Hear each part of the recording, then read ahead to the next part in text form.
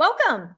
I want to talk about today about a topic that could be a little bit controversial amongst those in the low carb community, which is, must you do strict keto for weight loss? Must you do restrictive keto to register ketones? Just as a brief background, the ketogenic diet saved my life. I found it in 2017 after 2 years of doing loose low carb without really knowing what keto was. But I got introduced to keto in 2017 after yet another attempt to chase the shiniest weight loss magic pill. And at that time, around 2017, was when keto was like really, really, really exploding. So I did it. I didn't see any results for the first 4 months, but out of fear of eating all these fats and making bad choices and harming my body, I was at the time, I want to say 35 years old, 35, 36. Yeah, I think it was 36 because after my hysterectomy at 36. So yes, I was 36, almost 37. And out of fear of doing something harmful for my body by eating all of this fat, because, I don't care if you have nutritional background or not, we all know fat makes you fat, and fat gives you bad cholesterol, and cholesterol gives you a heart attack, right? So out of fear of doing something harmful in the name of weight loss, I started to research this lifestyle. And what I found changed my life. I started learning about nutrition. I fell in love with all things nutrition, and it was a game changer for me. So even though I didn't see results for the first 4 months, I was so immersed and blown away what I was learning that I just kept on going. And sure enough, after 4 months, it was like a light switch. I started losing weight and the weight just melted off. And because, of course, the transformation was pretty significant, I fell in love with the ketogenic diet, and I was learning so much that a year later, I started teaching it and coaching. I will say and will admit, I was very evangelistic about it. It was ketosis and ketones or nothing.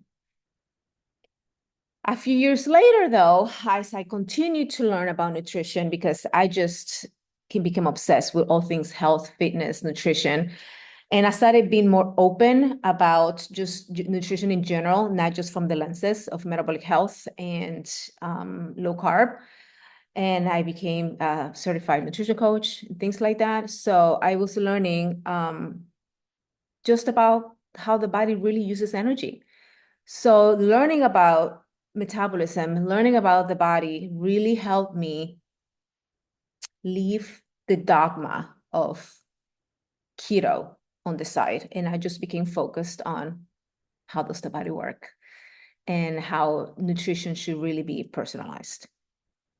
Anyway, this was just a background so you can understand where I'm coming from about the topic of today, which is ketones and being a glucose burner. The thing and the magic about ketosis and a ketogenic diet, if you ask me, is that ketones really are a powerful molecule. There is no debate at this point that ketones themselves as a molecule are signaling molecules that communicate with the body, and they have very, very effective, powerful therapeutic effects. One of the main ones being anti-inflammatory. So if you are embarking on a ketogenic diet for therapeutic purposes to treat a medical condition, absolutely. The cleaner, the stricter, the higher fat, the lower the carb, the better, because that's going to be conducive to you really producing more ketones. Even if those ketones are produced not from your body fat, because remember, ketones is a byproduct of fat oxidation. So you can burn ketones from your own body fats in the presence of a caloric deficit. That's the signal to the body, hey, I need to get energy out of storage to make up for what that person is not giving me through the outside. So that's the signal. So you still need to be in a caloric deficit for the body to get that notification that I need to pull fat out of the fat cells to make up for the lack of energy that is coming endogenously from the outside. Or you can still eat in a surplus and not be in a caloric deficit, but you have so much fat circulating in your body because you're eating too much fat, as some people do on the ketogenic diet that are not really being mindful of their calories. They're just eating a bunch of fat. Yes, you are going to be producing a lot of ketones, but not from your body fat, but from the fat that you're eating from your diet, especially if those fats are coming from medium chain triglycerides like MCT oil or coconut oil, because the pathway or how they get metabolized is a little different, and they pretty much just go straight to the liver, and the liver turns them into ketones. Therefore, you're going to be registering more ketones in your bloodstream, not necessarily because you're burning your own body fat. So that's an important point to keep in mind.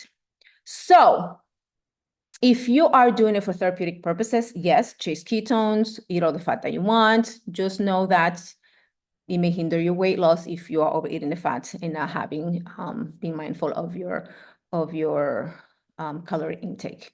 Now, ketones. Ketones, again, are a byproduct of fat oxidation. Must you be low carb to oxidize fat? That is the question.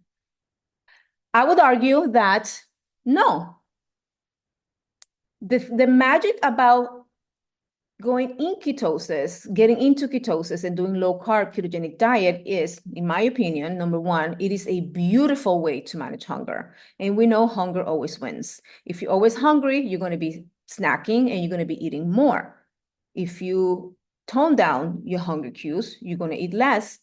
Insulin is going to go down, giving the body the right conditions, metabolic conditions to look for energy, hopefully your fat cells, and then those fat cells are going to release those fatty acids. They're going to go to the liver, and the liver will work its magic. It's going to grab those triglycerides, break them into 3 fatty acids and one glycerol molecule. The glycerol molecule will turn into glucose for those body parts that are dependent on glucose, and the fatty acids will turn into ketones, or they're just going to flow around in the bloodstream because some body parts can actually use fatty acids directly as fuel. So whatever it is that demands for the body, the liver will handle that. And the liver can make the glucose that it needs. It can make ketones for the brain and any other body parts.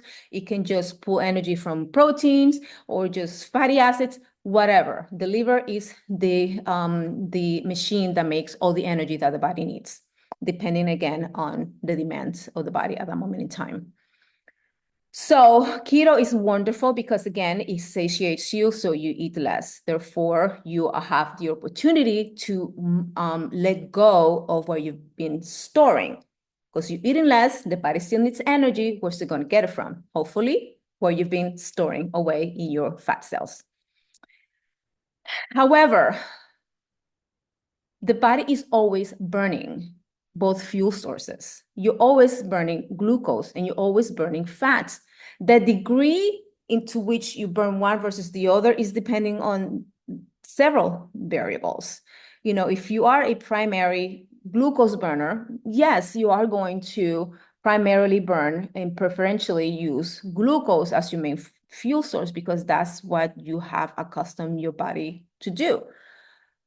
If you start embarking on a ketogenic diet and you do that for an extended period of time, then the body gets accustomed to metabolizing and mobilizing more body fat and more fat. And yes, that is an advantage if you are looking to lose body fat because you are mobilizing more body fat. So because you're mobilizing more body fat, the potential of you using that and burning it is higher. But that, again, is very dependent on, here I go again, how much energy do you need? Are you in a caloric deficit? Are you in an energy deficit? So it still comes down to how much are you eating? Are you eating in a deficit or not? But again, I want to, be realistic. And if you are mobilizing more body fat, that gives you an advantage to be able to potentially burn more body fat. But mobilizing fat and burning body fat is 2 different things. So having said that, if you do embark in a ketogenic diet and have done so for an extended period of time, I am going to assume that you have created the correct metabolic conditions where you have now trained your cells to become an efficient fat burner. Or, in other words, as we like to call it, you have become more metabolically flexible, which only means you're able to burn fat and glucose efficiently. You can switch back and forth from burning both sources efficiently. When you're glucose dependent, when you are metabolically broken, deranged, when you have insulin resistance diabetes, you are stuck on sugar burning mode. So when you do a ketogenic diet, you can potentially reverse that and then become metabolically flexible. Now, if you stay in a ketogenic state for a really, really long time without cycling in and out, you actually can become somewhat insulin resistant in the long term. So when you do happen to go off plan because life happens, your body goes crazy and does not know how to handle all this glucose. Even though it was just a little glucose, for the body, it's a lot because you haven't been exposing it to that amount of glucose. You've become such a good fat burner that now those enzymatic processes that need to happen for you to handle that glucose properly have downregulated.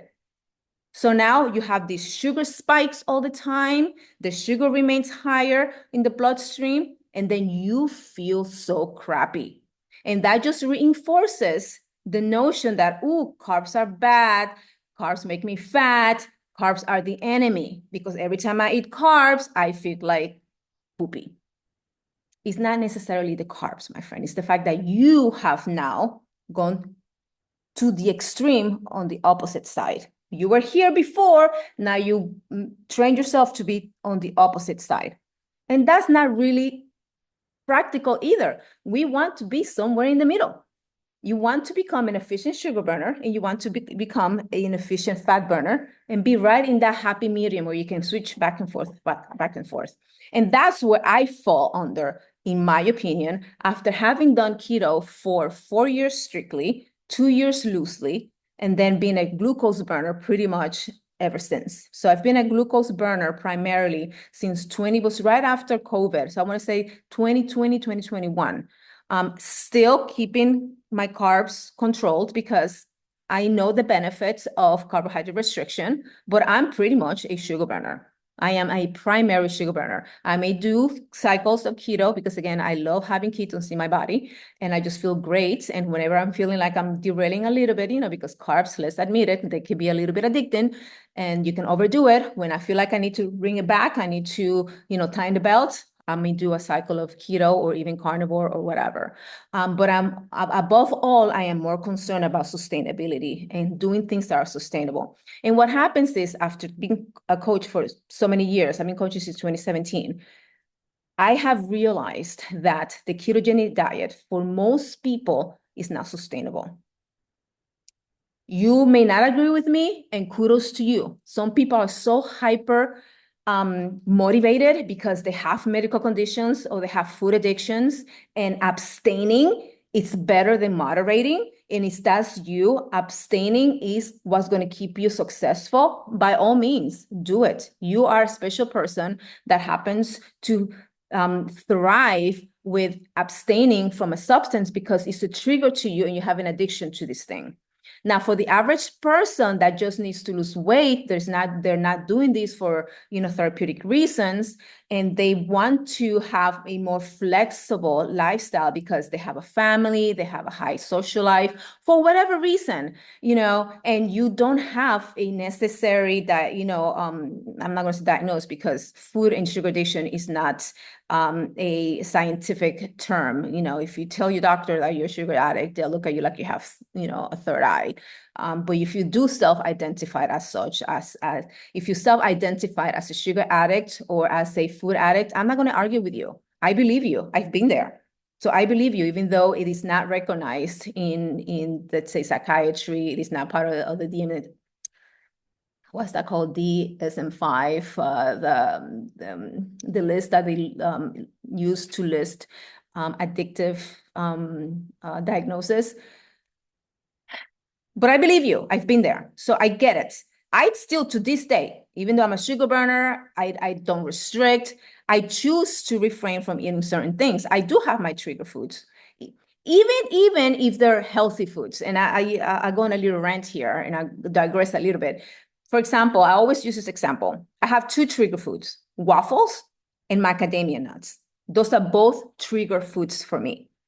Waffles is high carb, very nutritionally poor. It's just pure glucose, if you will. Then I have macadamia nuts, which are really health promoting nut, but I cannot moderate them. And they're so calorie dense that I can eat 5,000 calories worth of macadamia nuts in a sitting because they're a trigger food for me. I love them, particularly when they're roasted and salted. It's like they're a trigger food. So I choose from a place of empowerment, from a place of choice, from a place of self-love to restrict and abstain from macadamia nuts because they're a trigger food for me. I know that about myself, so I choose to do that. Not from a place of macadamia nuts are bad, macadamia nuts make me fat, macadamia nuts are horrible. Same thing with waffles. I tend to restrain myself from eating waffles because I cannot just eat one waffle or two waffles. I have to eat the entire Eggo package. I can eat 10 waffles in a sitting, easy. It just takes over my brain. It hijacks my brain and I don't have an off button. So I choose to, because I know that about me, I choose to abstain from waffles. I can eat all the other carbohydrates, being good or bad. It could be a piece of cake. It could be a donut. It could be whatever. But I know that they're not trigger food for me. So I'm able to have the peace and move on with my life. So regardless if I label the thing good or bad, I choose if I'm going to abstain from it or if I can moderate it according to how my body reacts to the thing. If it's a trigger food for me and I know it's not conducive for me to maintaining a healthy weight and lifestyle, I choose to abstain from it. And it doesn't tickle me. There's no negative connotation to that particular food because it's a choice from a place of empowerment and self-love. Big difference. So going back to ketones and carbs, how am I still able to register ketones even though I'm not keto anymore? Well, one, I did the metabolic work to become flexible. So I did that work. Now, how do I maintain this? Well, I still control my carbs. Even though I'm a glucose burner, I am not eating carbs for breakfast, lunch, and dinner, and I'm not grazing all day like a cow. No, I don't snack. I eat 3 meals a day, and not every meal is composed of carbohydrates. Am I conscious about, eating my carbs on my most active days? I try to do that. That's a guideline that I like to live my life by, but it's not always practical. But as a guideline, I try to be able to, if I am going to have carbs, to have those during my most active days. If they're going to be heavier workout day, if I'm going to go to the gym and lift heavy, those are the days I can afford to eat more carbs if I wanted to. If I'm more sedentary, if I'm babying an injury, or if like just recently happened, there were some storms around my state and gyms were closed, I don't have the need for fast fuel. So I'm going to keep my carbs down that day. So, and also understanding that every low energy diet, hypocaloric diet, or keeping your energy low is going to keep you in a low insulin state anyway. And we know that one of the conditions for the body to be able to create ketones is to be in a low insulin state. So you don't necessarily have to be keto. You can just be low calorie and still register ketones. So I have the metabolic machinery. I had trained my body for 4 years to be metabolically flexible. And how do I maintain it? By maintaining good muscle mass, keeping active, by stimulating my muscle, growing more muscle. The more muscle you have, the bigger muscles you have, the more glucose you can pull out of your bloodstream when you eat them, instead of them just being floating around in your bloodstream, and then having insulin and stimulating insulin to come and rescue you. Muscle will absorb all that glucose. You have the bigger, it's like your biggest glucose sink. The bigger the muscle, the more room you have to have a more flexible lifestyle. Yes, the first place that is going to go knocking on the door is the liver. Hey, liver, I have glucose for you. But we don't want to overload the liver. The liver is such a small organ. It has so many responsibilities. Let's not depend so much on the liver. Not to say that the amount of glycogen mean the form of the storage form of glucose in the liver and the muscle. is smaller in the liver. It's like 300 or 400 calories worth of glycogen. Don't quote me on those numbers.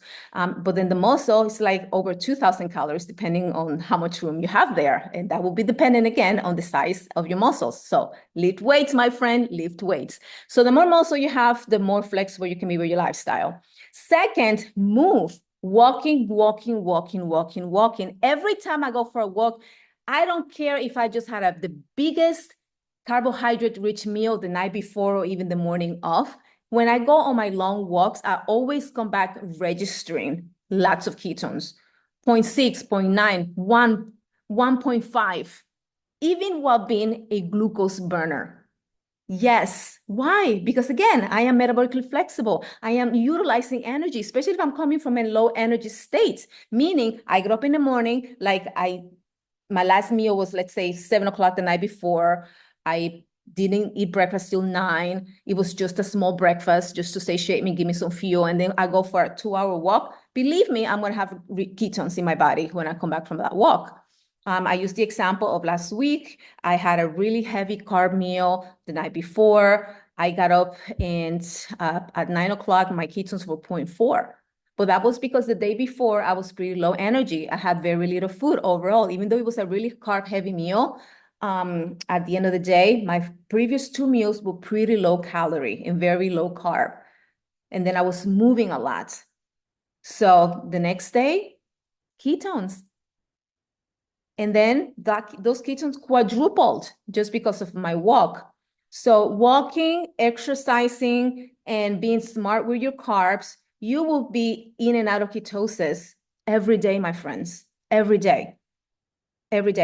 And that way, you still get the benefits of mobilizing fat. So you're going to start losing fat.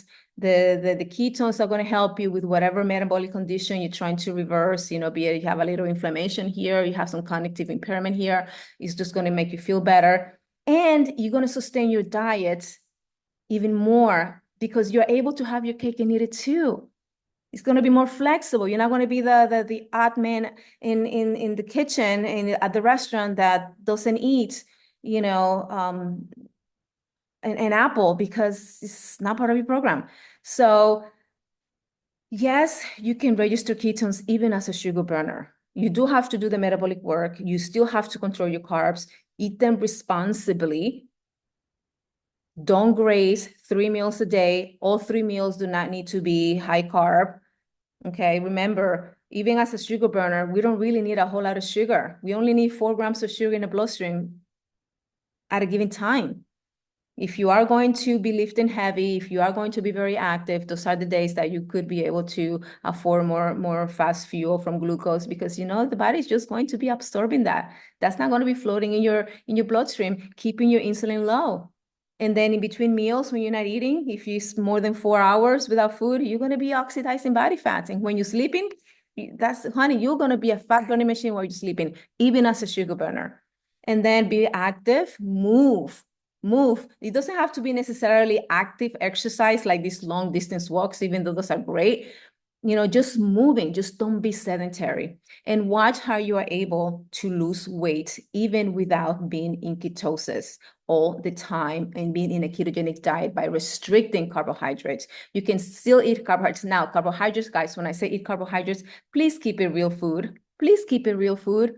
Most of the time, perfection are required, but most of the time, keeping real food and watch how that's not going to really tickle you.